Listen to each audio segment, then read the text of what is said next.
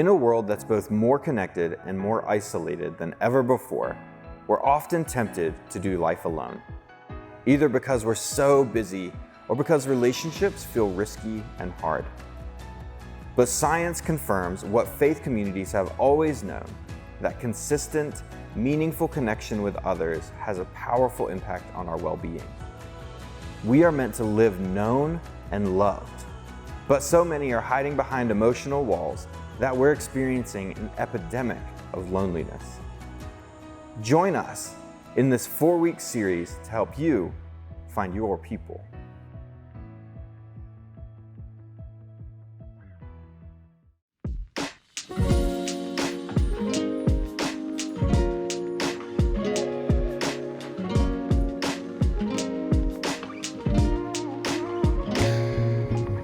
Good morning, Sycamore Creek family, and welcome to our last week in our series of Finding Your People. Let me tell you a story about a time when a friendship of mine was almost lost and broken. It was back when I was pregnant with our first daughter, Naima. I so needed my friends to be with me as I was preparing for my second baby shower, the one that my mother-in-law wanted to throw for me. And I put that in air quotes because that shower was never about me. It was to show me off to her friends and her neighbors in a city I wasn't from, in a city I didn't live in. So I reached out to a friend that lived there and asked her to assist me on the day of, because I was getting tired, frustrated, and I was a little further along in my pregnancy. This friend was kind, creative, and someone I could talk to and laugh with. See, I could do none of those things with the women on that side of the family without exposing myself to teasing or hurtful criticism. The goal of the day was to survive. What better way to survive an event than with a friend or someone I would consider to be part of my chosen family? But something happened, and I had to fight to get this friendship and relationship back on its tracks. Do you want to know what happened next? If your answer is yes, well, stick with me as we continue in this series. My name is Tiffany Norde, and I'm the worship producer here at the South Lansing campus. And today, we're focusing on fighting for your village. Who here knows that finding your people is only half of the battle, and keeping those people, like your friends and family members, might even be harder? Today, we are wrapping up this series, Find Your People. It's based on the book by Jenny Allen. This series has been full of practical advice on the following steps you can take to initiate and deepen connections with your social network. The ideal scenarios for you to have the following: 5 close friends, 15 people in your village, 50 acquaintances, and 150 people in the network of people that you might see 1 to 2 times a year. And building those connections and building each of those levels takes work. I call it building your social capital. Jenny Allen said it best. Outside of Jesus, relationships are the greatest gift we have on earth, and simultaneously the most difficult part of being alive. Now stop and think about that for just one moment. There's so much truth in that, isn't it? I can instantly think of relationships that I absolutely love and adore and appreciate. But at the very same moment, I can think of relationships that have caused and still cause me great pain and sadness. In that same thought, I can think of almost every job that I've ever had. For example, it's been because of a relationship that was already built with someone, which granted me access to opportunities. Relationships are key. How many other people can relate with me on any of those points? I know I can, and I hope you can. What we as humans have to remember and keep in the forefront of our minds is the desire that our God has for us, but also what the enemy hates for us, and that is community, togetherness, family, unity, friendship. Can you say it with me? God desires community for us, but the enemy hates community for us. So let's stick around for one more message. Let's talk today about how to keep those relationships strong through life's ups and downs and stagnant stretches in life. I hope that by now in this series, you've got some ideas and you've already begun to take some of those steps to building your community, or if your community is already established in your life, how to continue to strengthen it, feed it, and support it through life's changes. But if you still don't know, the answer might be closer than you realize. Family is the first place that we experience community. For most of us, it's the first place that we experience long-term relationships, but what we think of as family is the husband, wife, 2.5 kids. So I just found out what the 0.5 represents, and I was like, what does that look like? It's the dog, the cat, the pet, but I digress. Nonetheless, the more historical perspective of family includes multiple generations, extended family living together, oftentimes in one home. In this great country called America, we can see both in various cultural groups. This historical perspective of family is still being lived out, but then there's the shift that took root in much of our mainstream American society, where the value for individualism can be seen and defined by the nuclear family as an individual social unit. According to Allen, this doesn't affect all American groups the same way. She shared an interaction with a Black friend of hers who described how in most Black communities, family members take care of one another and neighbors become family. African Americans live intergenerationally and will do whatever it takes to take care of each other. I can firstly speak to this.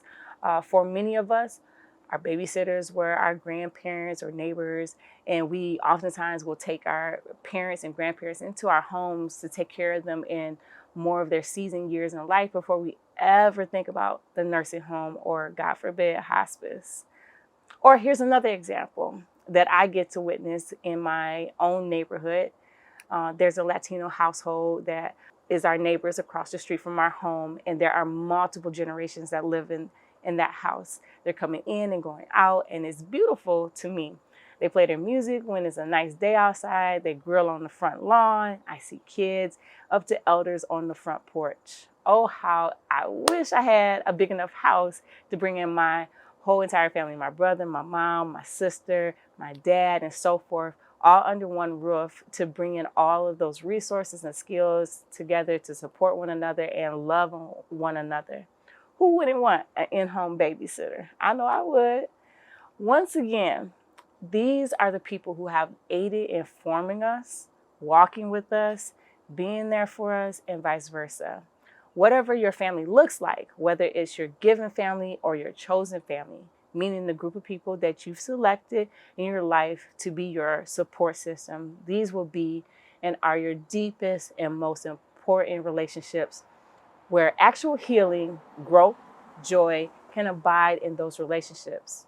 Thus, they're so worth it. Remember what we've said throughout the last couple of weeks in the series. It's not good for the human to be alone. We want you to know, and Jenny Allen, the author of this book, wants you to know, and even more important, God wants you to know, that these relationships are worth fighting for. And you will probably have to fight at some point. Close relationships will always run into some type of hard patch. And the relationships you have with your family, your friends, or your partner are no exception. For example, damage to any attachment to any close relationship, like a parent, grandparent, caretaker, friend, relative, teacher, coach, partner, or sibling, can cause long-term pain, especially if it happens in your childhood. Many of us carry that pain like luggage from those first relationships right into our adulthood, because we all have humans in our lives that were key to our development. Now, I want to offer a disclaimer. Toxic, manipulative, or abusive relationships, whether it's from your family of origin or the people that you have chosen to be in close relationship with, absolutely requires boundaries and possibly even cutting off contact. I've been reading a book in my personal time, and this series has helped me to pick this book back up and start reading it again. It's called Set Boundaries, Find Peace, A Guide to Reclaiming Yourself by Nidra Glover Tawab. Cool fact, I went to college with her husband. Go Broncos. But to tell you a little bit about this book, it's very practical and easy book to read. And that's one thing that I really like. I like when counselors and therapists use their science and able to simplify it to points where you can actually implement them in life. Just to give you a sneak peek to the book, I'm just reading the titles of the chapters so you can see and hopefully pick this book up along with you can pick up the book that this series is on too. But boundaries are so important, and that the first chapter talks about understanding the importance of boundaries. What the heck are boundaries? The cost of not having healthy boundaries. Why don't we have them? 6 types of boundaries. So just right there, I'm not even reading all the chapters, but it's things that we don't know that we need in our lives. Thus, please seek help if you are in that position now, or if you ever experienced difficult relationships growing up, if you've never healed from it. Please consider counseling or whatever that may look like in your life. No one should ever have to go through that alone.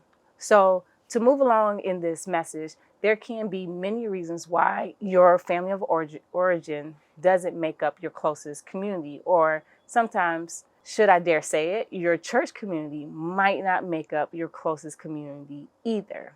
Don't worry, I got permission to say that because here at Sycamore Creek Church, we hit different, meaning that we can be transparent about how we feel and lean into those difficult moments and lean into our community here when you feel like you might be holding on to church by a thread.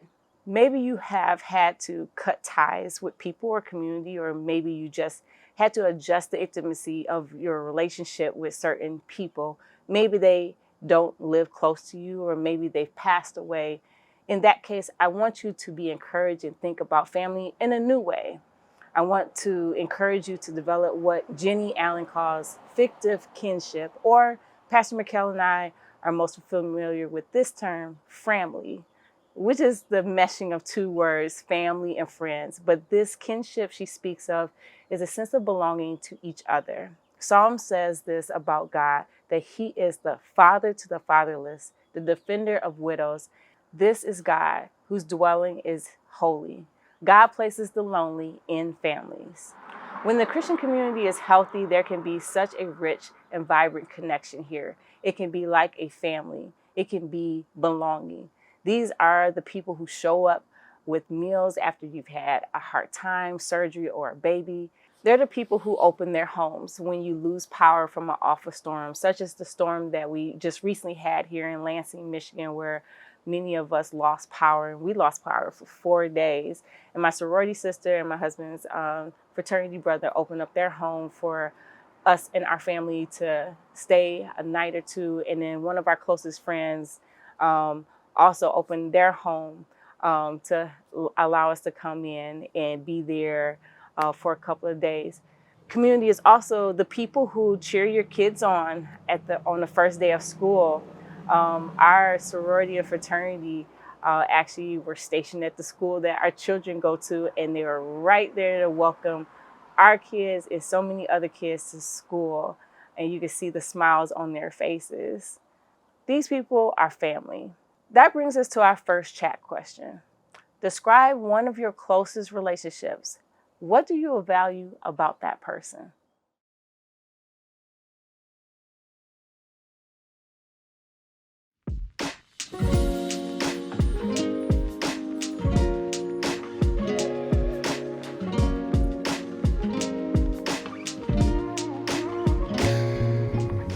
Let me ask you a couple of more questions. Do you find it to be a struggle to hang on to certain relationships at times? What do you think that is? Maybe life just got busy? Or did something happen within a relationship that is too scary or uncomfortable to talk about the hurt because those conversations didn't go well in the past? These are just some questions to think about. Now, let me go back to my story that I had opened up this message with about my friend and how I had to fight to get that relationship back on its tracks. So I had asked a friend of mine to accompany me to the baby shower that I had told you guys about. And there was a miscommunication in what I was asking her for. You know how sometimes when you ask someone and they might hear something different, even though you didn't say those words, but sometimes that can happen, especially in close relationships. So what she heard me say, and we had to have a kind of come to Jesus moment where we talked and I listened to what she thought she heard from my acts. And then she gave me a moment to tell her what I was really asking for. Now, she thought I was asking her to foot the bill for the favors or the food for the baby shower, when simply I was asking her for her presence, something that's free. I just wanted her company because I felt alone. And she was someone that I trusted and also someone that I counted as family. Now, she's the godmother to my oldest daughter because I value her relationship. And once we got that cleared, I didn't want your money. I know that you have an awesome career and I'm so proud of you, but I just want your presence. I just want your friendship. We cried, we laughed, and it was worth the fight for that relationship. Sometimes situations like that can seem and even feel like there are forces that are actively working to sabotage these relationships. This leads me to our next point, that there are a few traps I want to talk about, traps that can wreck our relationships if we're not careful. There is the trap of codependency. A codependent relationship is when one person's happiness is dependent on the other person to disproportionate levels, when we look to other people to meet our needs instead of looking to God. It usually begins as a people pleasing, or on the opposite end, expecting the other people to keep us pleased. Relationships always go wrong when God is not at the center. Codependent relationships are built with a goal that can never be reached, that humans will disappoint you 100% of the time. And that's okay. Disappointments in relationships can be the reminder that God is enough for us. Then there is the trap of independence. We need other people. It's a lie of our culture that we're able to live independently of everyone and everything. And it is baked into the fabric of our nation. The Declaration of Independence is one of our founding documents. But interdependence, a term coined by Kurt Lewin, is what we should strive for, meaning that we lead, follow, and live out our lives knowing that someone is counting on you, needing what you can contribute to the family unit, the community, or your circle of friends. It's a different type of need that is rooted in love, desire to see you win as I win, and the joy of sharing space with others in our circle. Like we say here at Sycamore Creek, it hits different here. Then there is the trap of busyness. This can keep us going and going and going. Have you ever felt that some days you feel like you have to say no to everything that doesn't work for you or your nuclear family? So what do? Work to be present with people, really see people.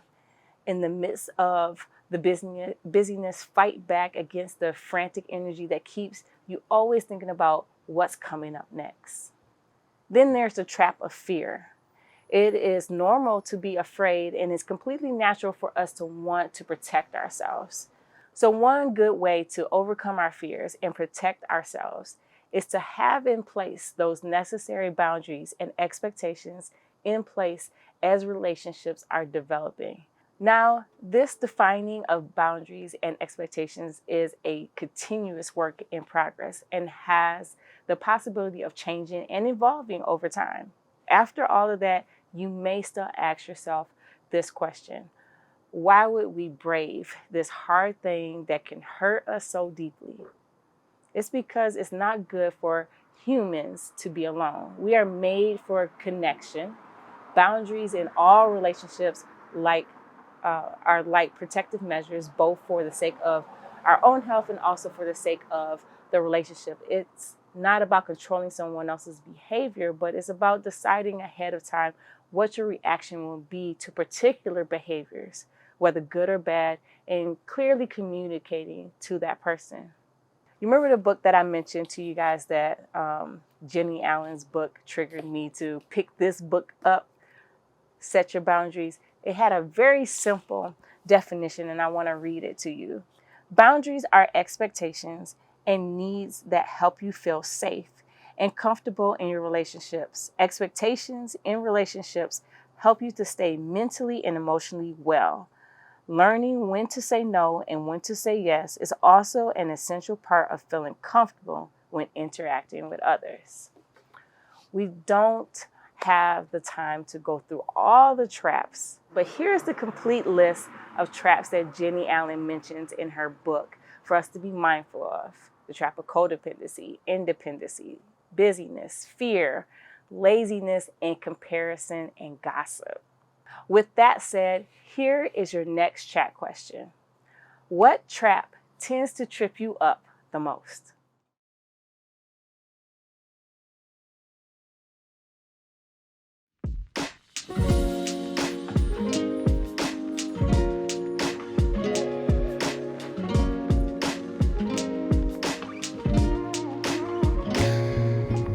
Remember when Pastor Mark and Pastor Mikhail over the last couple of weeks mentioned in their messages to us that the path to connection is proximity, that's showing up and identifying who is in your physical world and asking yourself, is this what I want my community to look like?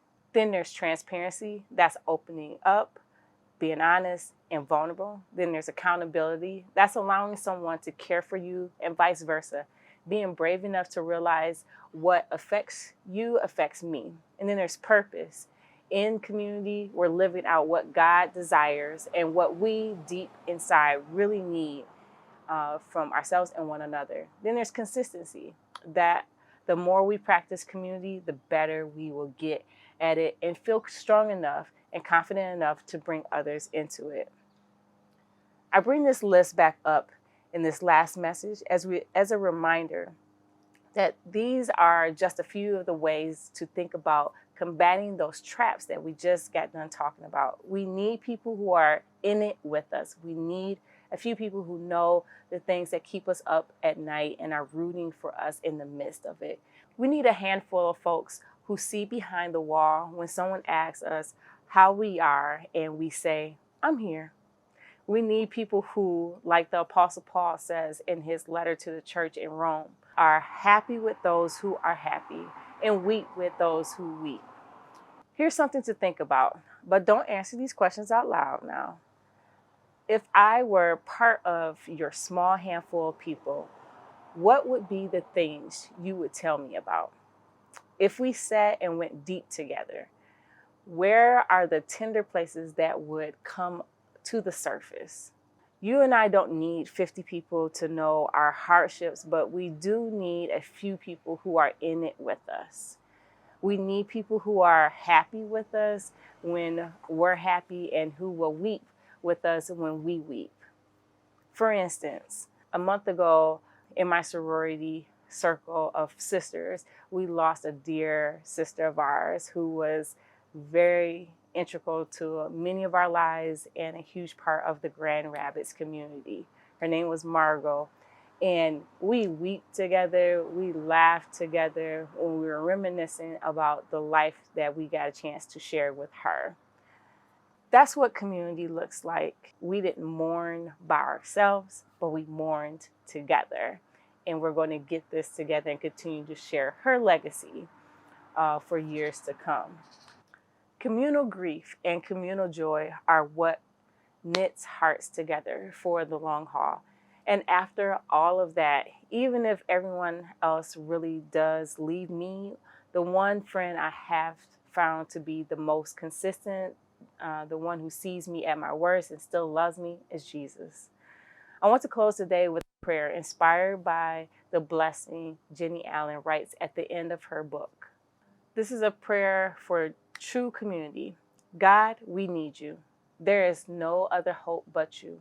We are trusting you afresh, or maybe for the first time. Jesus, you were enough for our sins. Thank you that you made a way for us to first be right with God and second to be right with each other. Thank you that you dwell with us. Thank you for giving us a purpose beyond ourselves. Thank you that you have not forgotten us. Thank you that you are preparing a place in heaven for us to be with you forever. But in the meantime, we want heaven to come down to earth. We want your kingdom to come to earth. And God, you say that we are the ones to bring it. The church carries the hope of your kingdom to the world. So God, would you heal our broken relationships?